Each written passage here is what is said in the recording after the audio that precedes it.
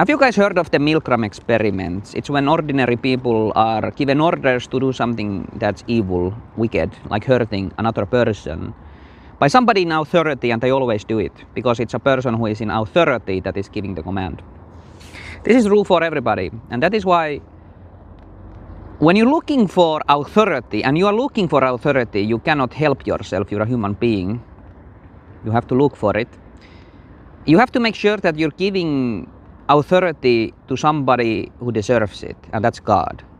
If you give authority to somebody who doesn't deserve it, then that means you become complicit in their crimes, in their evil. You will become like them, except a servant of it.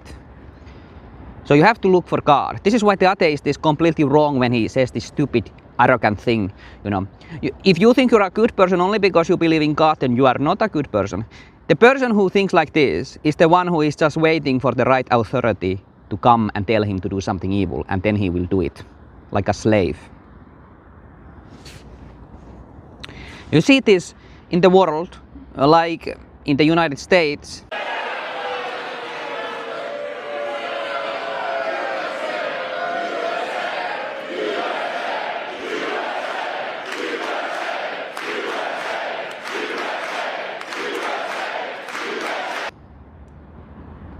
Trump just gave some kind of a speech, and only one guy did anything to challenge the pattern of evil that was present there.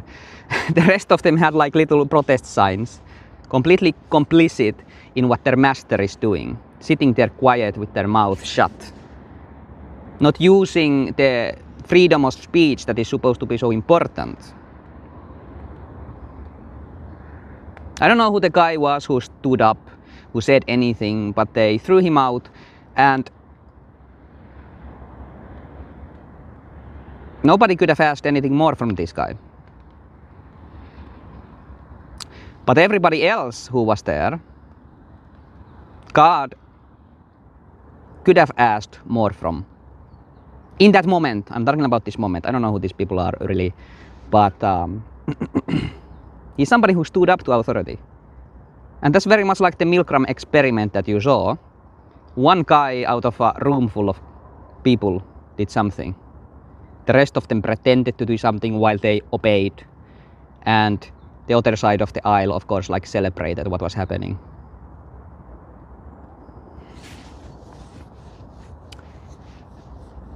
This is how it's gonna be in the last days.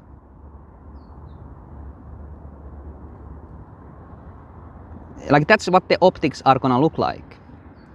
The narrow gate is hopefully you being alone when the rest of them are on the wide path to destruction.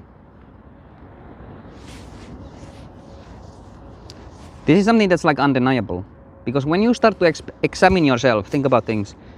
Am I going to be the guy who stands up?